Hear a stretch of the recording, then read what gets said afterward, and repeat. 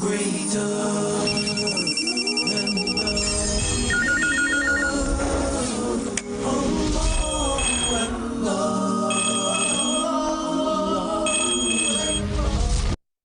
بسم الله الرحمن الرحيم الحمد لله رب العالمين والصلاة والسلام على رسوله الكريم وعلى آله وصحبه أجمعين ومن تبعهم بإحسان إلى يوم الدين. Amma ba'd. Respected viewers, brothers and sisters in Islam, it is my pleasure and honor to be here once again with you. We introduce a scholar, education, and people of education to the community, to the society, and to the world. The idea is that we get to know the people of knowledge and the hardship they had to go through to acquire that knowledge and their work, so we can admire that and we can make most out of it, inshallah. In this week, we have seen few major things. Among them, one was basically death of our beloved professor, lecturer, debater, speaker, Dr. Ahmed Deedat. Dr. Ahmed Deedat, based in South Africa, but England, Britain was his second home. And mashallah, we have many Muslims, non-Muslims alike, who have taken benefit out of him. And there are questions coming about those Muslims who are regarded as extremist Muslims. So to discuss these, inshallah, and to explore how we can go about with our life in Britain as a Muslim, at the same time as a British, we have well-experienced personality in the studio who is, mashallah, quite young, around 40, born in 1965 in Mumbai, in India. Educated, mashallah, in medical science, and mashallah is the author, writer of books, leaflets, booklets, and literature. He is well known in the world for his work, and Allah subhanahu wa ta'ala has given him, mashallah, the skills, the energy, and the resources to pass the message of Allah subhanahu wa ta'ala to the international community through media, which hardly anyone else have at this present time. Let me introduce you to Dr. Zakir Abdul Karim Naik. Assalamu alaikum wa rahmatullahi wa barakatuh. Wa alaikum assalam wa rahmatullahi wa barakatuh. It is our pleasure that, mashallah, you are here in the Studio of Islam channel. It's my pleasure too. Jazakumullah. Dr. Zakir, just would like to start very briefly about your childhood. Mashallah, there are many of your fans here who admire your work, appreciate your life, but they just want to find out a little bit about yourself, whatever you can give us. How was your childhood and where education was taking place, and perhaps any of your teachers who you can give us some light about them. Rabbi shrah li sadri wa yassir li amri wahlul 'uqdatam min lisani yafqahu qawli. I was, alhamdulillah, born in the city of Mumbai in 1965. I was educated in the St. Peter's High School, and I passed my graduation as a medical doctor from Naik Hospital in Bombay. And while I was doing my second year MBBS in the medical college, I met Sheikh Ahmed Deedat, and it was he who inspired me into the field of Dawah. And after acquiring inspiration from him, that's how I got involved in the field of Dawah. Previously, I used to give about 2 hours Dawah and remaining medical practice. Then it was 50% both. Since the past about 13 years, alhamdulillah, now I'm full-time involved in the field of Dawah, and I've given up my practice. My father is a psychiatrist. My brother is a medical doctor. It was the desire of my mother that I should become somewhat like Chris Bernard. Dr. Chris Bernard is the first person who did the first heart transplantation. Wow. So when I got involved in the field of Dawah, And I asked my mother, that do you want me to become like Sheikh Ahmed Deedat or Dr. Chris Barnard? She said both. Now when I ask her, mother, do you want me to become like Dr. Chris Barnard or Sheikh Ahmed Deedat? She said, I can sacrifice 1,000 Dr. Chris Barnard for one Sheikh Ahmed Deedat. MashaAllah. Alhamdulillah. So that's how I got involved in the field of Dawah inspired by Sheikh Ahmed Deedat. MashaAllah.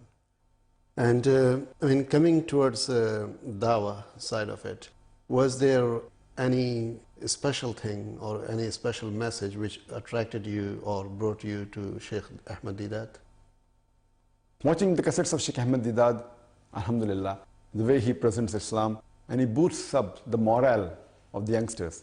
We find on the media every day that we have been condemned, we are being attacked, and there are very few people who can actually give a reply to these. So at that time, in the year 1987, approximately 20 years back, alhamdulillah, that is the time I found that he boosts up the morals of the youngsters. That's how I got inspired.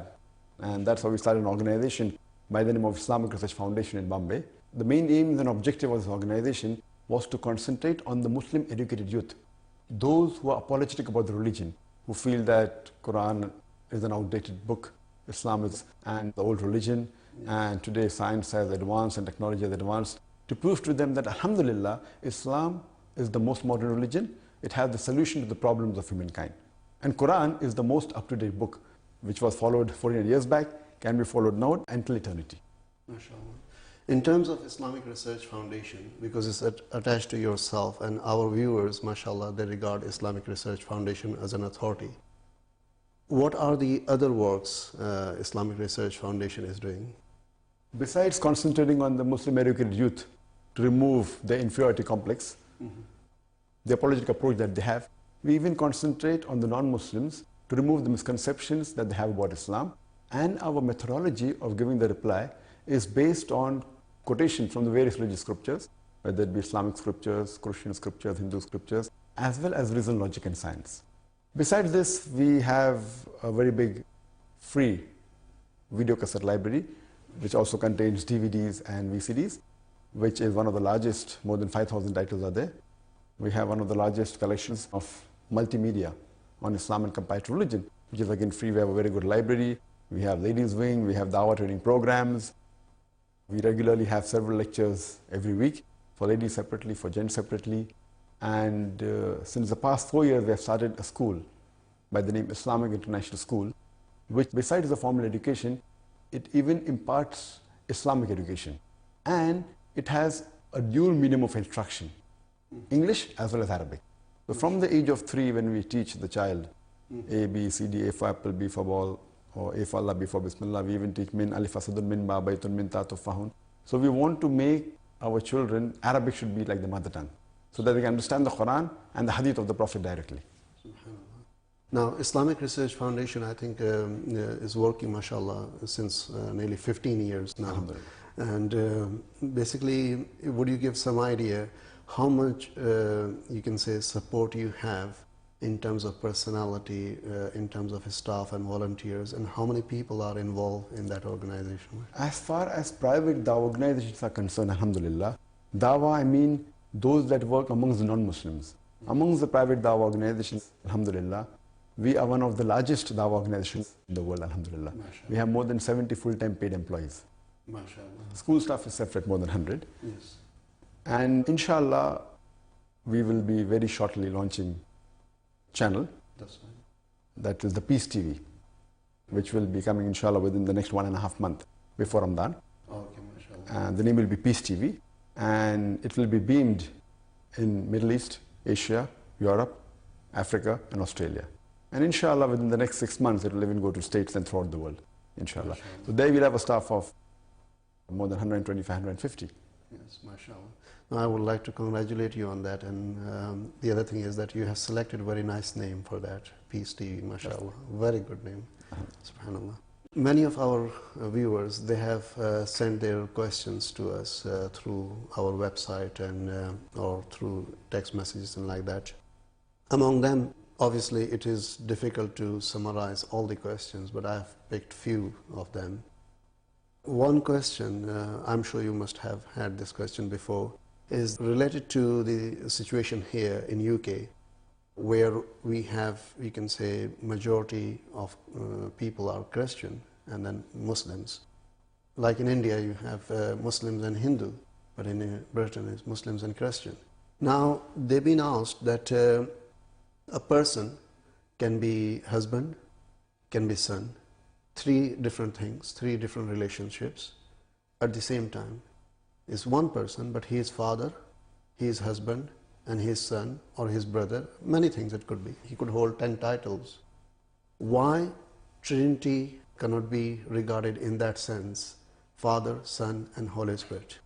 That's a very common question asked by Christian missionaries, that when a person can be a father and a husband and a son, so why can't we have God, the Holy Spirit, and the Son, the Word, Jesus Christ, peace be upon him? The reply to this question is that if suppose I tell a secret to a person who's a father, even the son knows it. If he's a father and a husband and a son, if I give some information to any one of the three, all three have to know it. But if you read the Bible, it's mentioned in the Bible in the Gospel of Mark, chapter number 13, verse number 32, of that hour, of that day of judgment, no one knows, not even the angels, not even the Son of Man, that Jesus Christ, peace be upon him, except Almighty God. So imagine one information known to God, but not to the Son, not to the angels, no one. So but natural that Son and God cannot be same. Imagine if I tell some information to the father, even the same person, if he's a husband, he has to know it. That's right. If the same person is a son, he has to know it. He can't say that, okay, my brain is divided into three parts. So like that, there are many instances. For example, if the father dies, suppose Mr. X is father, he's also the husband, he's also the son. If that Mr. X dies, the father dies, even the son and the husband will die. Yes. So if we agree that the Christians believe that Jesus Christ, peace be upon him, he was crucified on the cross, which we Muslims don't agree, Yes. but that's what the Christians believe, which I can prove from the Bible, Jesus Christ was not crucified, peace be upon him. But even if we agree that what the Christians say, that he was crucified, so if Jesus Christ, peace be upon him, died for 3 days, who controlled the world? That means even God died? And even Jesus Christ, peace be upon him, died, who controlled the world for 3 days? So there are various ways which we can prove the argument to be wrong. And we can refer to my video cassette, there are various answers given to these. Qur'an and modern science. The Qur'an modern science is a different cassette. I've given talks on concept of God in major world religions. Right. I've given talks on similarities between Islam and Christianity. In Britain, we are facing one big problem, and it's getting worse day by day. Very rarely we used to hear this question about 20 years ago when I came to this country, that are you Muslim or British? This clash of identity here. Now we are asked this question, and not we are only asked, we are asked to prove it.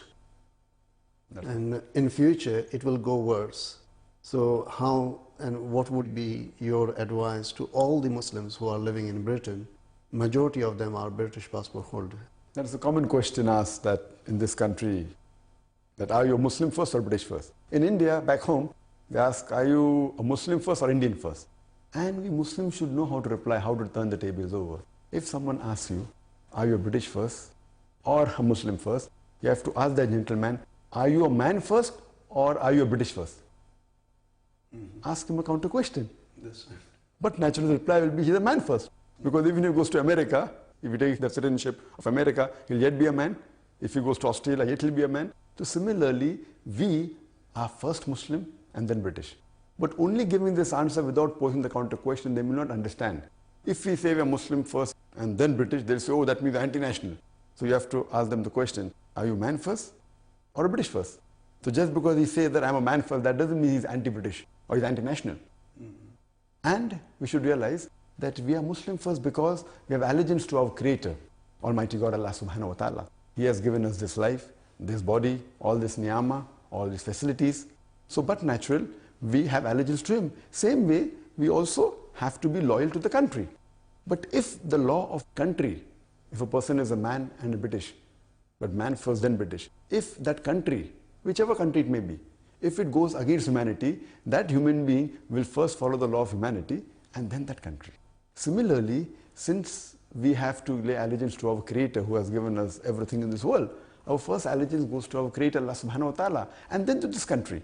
As long as that country doesn't go against the law and guidance laid down by Almighty God, we have to follow the laws of the country. If there's a clash, the law of Almighty God, like a law of humanity takes precedence to the law of the country. But the same question if you ask to a Saudi, are you a Muslim first, a Saudi first? He'll give the reply, I'm a Muslim first, then a Saudi. If you ask a Kuwaiti, are you a Muslim first or Kuwaiti first? The answer is he's a Muslim first, then Kuwaiti. That does not mean that that person is against Saudi Arabia or that person is against Kuwait. So we should know how to turn the tables over and give the reply. We should be satisfied. Giving a reply is easy, but giving a satisfactory reply is the point that is important. Subhanallah. The other thing is that we were expecting this at any time, but didn't expect that soon to happen. The comments coming from Tony Blair about extremist Muslims and clamping down upon them and or maybe deporting them. So first of all, I mean, we are a bit puzzled of what does extremism mean over here, and there is no clarification from Downing Street on that side up to now. But what would you say about this, and how can we basically look after ourselves in this situation? As far as the statement about extremist Muslims, I tell the world, I'm an extremist Muslim, and I'm proud to be an extremist Muslim because I'm extremely kind, I'm extremely loving, I'm extremely just, I'm extremely honest. What's wrong in being extremely kind, extremely loving, extremely just, extremely honest, extremely merciful? No human being in the world can tell me that being extremely kind or extremely honest is wrong.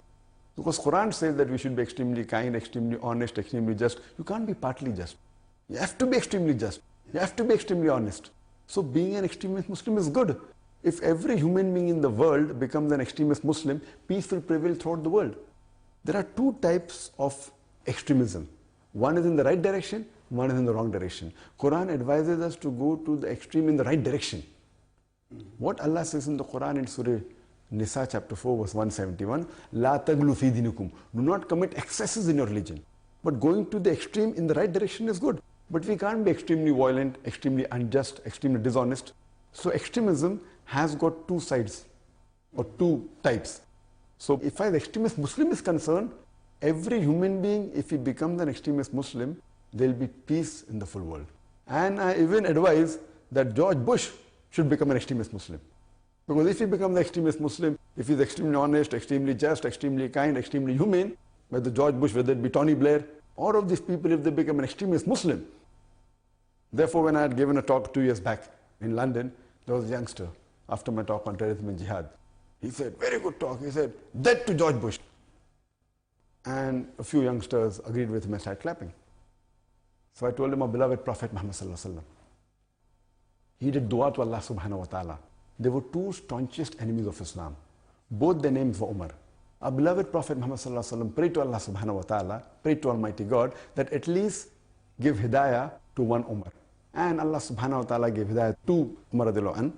And alhamdulillah, he became the second caliph of Islam. He became the staunchest supporter of Islam. Therefore, I tell the people, instead of saying death to George Bush is totally wrong, I pray to Allah subhanahu wa ta'ala, give hidayah to George Bush. That is the right Islamic approach. And believe me, no one can arrest me for that. Similarly, I pray to Almighty God to give hidayah to Tony Blair too. Jazakumullah. Inshallah, let's hope that through your message, many people, Muslims in general, but in particular non-Muslims, they will understand more about Islam and their misunderstandings about Islam will go away. In terms of similar side of it now is terrorism. Muslims also are regarded as terrorists. And in media is basically anything happens, then Muslim extremist or Muslim terrorist have done this. We at Islam Channel are trying our level best to minimize the damage from this, as well as trying to use our influence, our other media. But what would you advise us and advise our viewers that when they are facing these type of questions, what they should say? As far as the word terrorist is concerned, terrorist by definition means a person who causes terror. When a robber sees a policeman, he's terrified. So for the robber, the policeman is a terrorist. So in this context, every Muslim should be a terrorist. Whenever a robber sees a Muslim, he should be terrified. Whenever a rapist sees a Muslim, he should be terrified. Whenever any antisocial element sees a Muslim, he should be terrified. We Muslims should selectively terrorize the antisocial elements. But commonly this word terrorist is used when a person terrorizes an innocent human being. In this context, no Muslim should ever terrorize any innocent human being, whether he be a Christian or a Hindu or a Jew or a Muslim. No Muslim should ever terrorize any innocent human being. He should selectively terrorize the antisocial elements. And when we observe, many a time, two different labels are given to the same person for the same activity. For example, I come from India, 60, 70 years back, when British government was ruling India. There were many Indians who were fighting for the freedom of the country. These people, by the British government, they were called as terrorists. But we common Indians, we call them as freedom fighters, as patriots. Same people, same activity, two different labels. If you agree with the view of the British government that they had a right rule over India, you would call them as terrorists. But if you agree with the view of the common Indians that the Britishers came to India to business, they have no right to rule over us, then you would call them as freedom fighters, as patriots. Same people, same activity, two different labels. Therefore, before giving a label, let's first try and find out for what reason is the person striving. You can give several such examples in human history. May I give the example during American Revolution? In 1776, they got their freedom. The American Revolution took place in the 18th century. Benjamin Franklin, George Washington, they were called as terrorists by the British government. But the common Americans, they called them as freedom fighters. Now the same person who was terrorist number one, George Washington, later on becomes the president of USA. Imagine, terrorist number one is becoming the president of USA, a terrorist. Yes. And all the presidents that came forward, they look up to that president. Even George Bush today, he looks up to George Washington. Yes. Imagine George Bush looking up to a terrorist. Respected viewers, it was our pleasure and personally myself, honor for me to host this program with my special guest today, Dr. Zakir Naik. Assalamu alaikum wa rahmatullahi wa barakatuh. Then the Creator